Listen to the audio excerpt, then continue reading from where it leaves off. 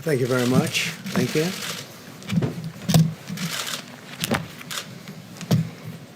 Good evening. I'd like to provide the American people with an update on our efforts to protect the integrity of our very important 2020 election. If you count the legal votes, I easily win. If you count the illegal votes, they can try to steal the election from us. If you count the votes that came in late, we're looking at them very strongly, but a lot of votes came in late. I've already decisively won many critical states, including massive victories in Florida, Iowa, Indiana, Ohio. To name just a few, we won these and many other victories despite historic election interference from big media, big money, and big tech. As everybody saw, we won by historic numbers. And the pollsters got it knowingly wrong. They got it knowingly wrong. We had polls that were so ridiculous, and everybody knew it at the time. There was no blue wave that they predicted. They thought there was going to be a big blue wave. That was false. It was done for suppression reasons. But instead, there was a big red wave. And it's been properly acknowledged, actually, by the media. They were, I think, very impressed. But that was after the fact. That doesn't do us any good. We kept the Senate despite having twice as many seats to defend as Democrats, and in a really much more competitive states. We did a fantastic job with the Senate. I think we're very proud of what's happened there. We had many more seats to defend. They spent almost $200 million on Senate races in South Carolina and Kentucky alone, 2 races, and hundreds of millions of dollars overall against us. At the national level, our opponents' major donors were Wall Street bankers and special interests. Our major donors were police officers, farmers, everyday citizens. Yet for the first time ever, we lost 0 races in the House. I was talking to Kevin McCarthy today. He said he couldn't believe it. 0 races, very unusual thing, 0. And actually won many new seats with, I think, many more on the way. This was also the year of the Republican woman. More Republican women were elected to Congress than ever before. That's a great achievement. I won the largest share of non-white voters of any Republican in 60 years, including historic numbers of Latino, African American, Asian American, and Native American voters, the largest ever in our history. We grew our party by 4 million voters, the greatest turnout in Republican Party history. Democrats are the party of the big donors, the big media, the big tech, it seems, and Republicans have become the party of the American worker, and that's what's happened. And we're also, I believe, the party of inclusion. As everyone now recognizes, media polling was election interference in the truest sense of that word, by powerful special interests. These really phony polls, I have to call them phony polls, fake polls, were designed to keep our voters at home, create the illusion of momentum for Mr. Biden, and diminish Republicans' ability to raise funds. They were what's called suppression polls. Everyone knows that now. And it's never been used to the extent that it's been used on this last election. To highlight just a few examples, the day before election, Quinnipiac, which was wrong on every occasion that I know of, had Joe Biden up by 5 points in Florida, and they were off by 8.4 points, and I won Florida easily. So they had me losing Florida by a lot, and I ended up winning Florida by a lot. Other than that, they were very accurate. They had him up 4 points in Ohio, and they were up by 12.2 points. And I also won Ohio, great state of Ohio, very easily. The Washington Post said Biden up 17 points in Wisconsin, and it was basically even. They were off by about 17 points. And they knew that. They're not stupid people. They knew that. Suppression. There are now only a few states yet to be decided in the presidential race. The voting apparatus of those states are run in all cases by Democrats. we were winning in all the key locations by a lot, actually. And then our numbers started miraculously getting whittled away in secret, and they wouldn't allow legally permissible observers. We went to court in a couple of instances, and we were able to get the observers put in. And when the observers got there, they wanted them 60, 70 feet away, 80 feet, 100 feet away, or outside the building to observe people inside the building. And we won a case, a big case, and we have others happening. There are lots of litigation, even beyond our litigation. There's tremendous amount of litigation generally because of how unfair this process was. And I predicted that. I've been talking about mail-in voting for a long time. It's really destroyed our system. It's a corrupt system, and it makes people corrupt even if they aren't by nature. But they become corrupt. It's too easy. They want to find out how many votes they need, and then they seem to be able to find them. They wait, and then they find them. And you see that on election night. We were ahead in vote in North Carolina by a lot, tremendous number of votes. And we're still ahead by a lot, but not as many, because they're finding ballots all of a sudden. Oh, we have some mail-in ballots. It's amazing how those mail-in ballots are so one-sided, too. I know that it's supposed to be to the advantage of the Democrats, but in all cases, they're so one-sided. We were up by nearly 700,000 votes in Pennsylvania. I won Pennsylvania by a lot, and that gets whittled down to, I think they said now we're up by 90,000 votes, and they'll keep coming and coming and coming. They find them all over. And they don't want us to have any observers, although we won a court case. The judge said you have to have observers. Likewise in Georgia, and they're appealing. Actually, they're appealing. We won a case that we want people to watch, and we want observers, and they're actually appealing, which is sort of interesting. I wonder why they'd appeal, that all we want to do is have people watch as they do the vote tabulations. Likewise in Georgia, I won by a lot, with a lead of over getting close to 300,000 votes on election night in Georgia. And by the way, got whittled down. And now it's getting to be to a point where I'll go from winning by a lot to perhaps being even down a little bit. In Georgia, a pipe burst in a faraway location, totally unrelated to the location of what was happening. And they stopped counting for 4 hours.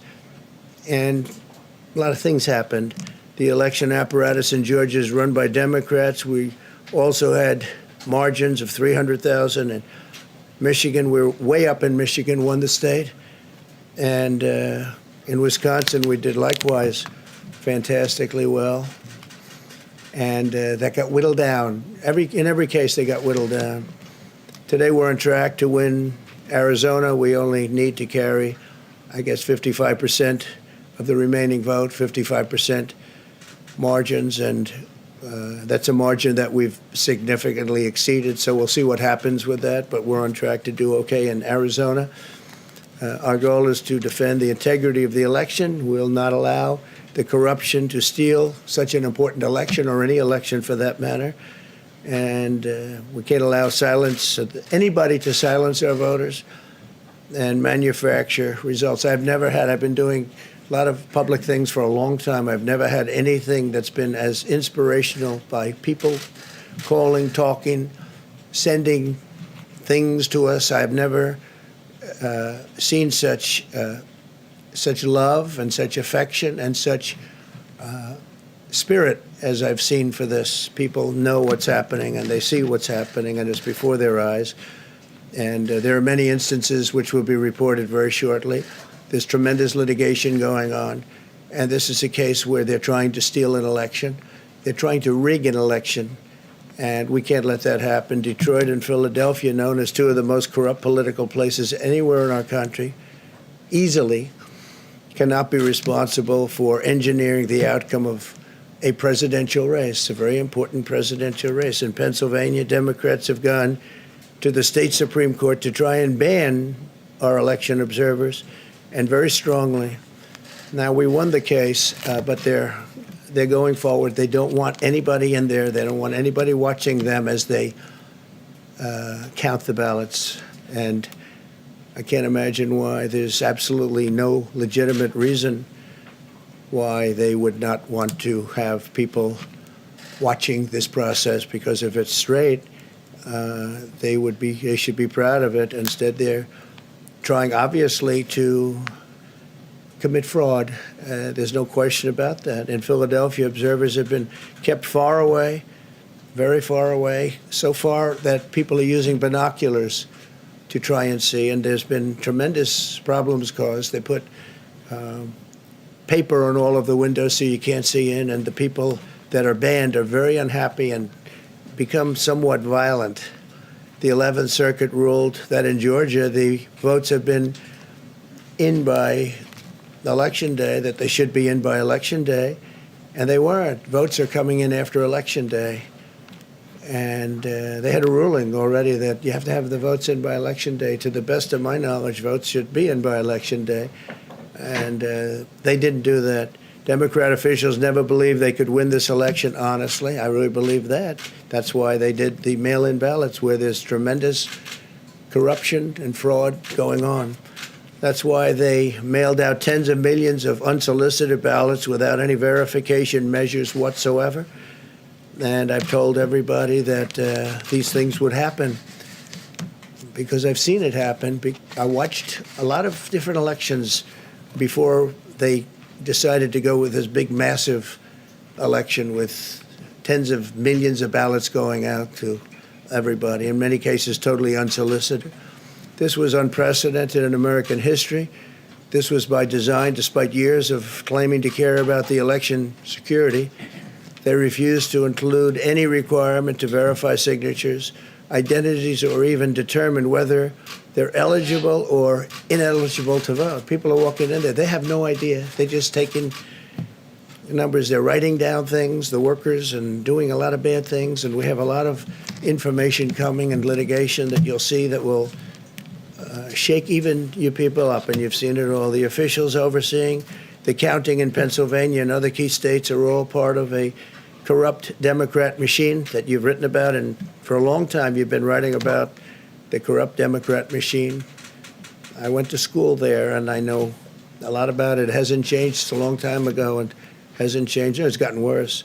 In Pennsylvania, partisan Democrats have allowed ballots in the state to be received 3 days after the election, and we think much more than that. And they're counting those without even postmarks or any identification whatsoever. So you don't have postmarks, you don't have identification. There have been a number of disturbing irregularities across the nation. Our campaign has been denied access to observe any counting in Detroit. Detroit is another place. And I wouldn't say it has the best reputation for election integrity. Poll workers in Michigan were duplicating ballots, but when our observers attempted to challenge the activity, those poll workers jumped in front of the volunteers to block their view so that they couldn't see what they were doing. And it became a little bit dangerous. One major hub for counting ballots in Detroit covered up the windows again with large pieces of cardboard. And so they wanted to protect and block the counting area. They didn't want anybody seeing the counting, even though these were observers who were legal observers that were supposed to be there. In Detroit, there were hours of unexplained delay in delivering many of the votes for counting. The final batch did not arrive until 4 in the morning, and even though the polls closed at 8 o'clock. So they brought it in, and the batches came in, and nobody knew where they came from. We've also been denied access to observe in critical places in Georgia. In multiple swing states, counting was halted for hours and hours on election night, with results withheld from major Democrat-run locations only to appear later. And they suddenly appeared, and they all had the name Biden on them, or just about all. I think almost all. They all had the name Biden on them, which is a little strange. I challenge Joe and every Democrat to clarify that they only want legal votes, because they talk about votes, and I think they should use the word legal votes. We want every legal vote counted, and I want every legal vote counted. We want openness and transparency, no secret count rooms, no mystery ballots, no illegal votes. being cast after Election Day. You have Election Day, and the laws are very strong on that. You have an Election Day, and they don't want votes cast after Election Day, and they want the process to be an honest one. It's so important. We want an honest election, and we want an honest count, and we want honest people working back there because it's a very important job. So that's the way this country is going to win. That's the way the United States will win. And we think we will win the election very easily. We think there's going to be a lot of litigation because we have so much evidence, so much proof, and it's going to end up perhaps at the highest court in the land. We'll see. But we think there'll be a lot of litigation because we can't have an election stolen like this. And I tell you, I have been talking about this for many months with all of you, and I've said very strongly that mail-in ballots are going to end up being a disaster. Small elections were a disaster. Small, very easy to handle elections were disastrous. This is a large-scale version, and it's getting worse and worse every day. We're hearing stories that are horror stories, absolute horror stories. And we can't let that happen to the United States of America. It's not a question of who wins, Republican, Democrat, Joe, myself. We can't let that happen to our country. We can't be disgraced by having something like this happen. So it will be hopefully cleared up, maybe soon, I hope soon, but it'll probably go through a process, a legal process. And as you know, I've claimed certain states, and he's claiming states, and we can both claim the states. But ultimately, I have a feeling judges are going to have to rule. But there's been a lot of shenanigans, and we can't stand for that in our country. Thank you very much.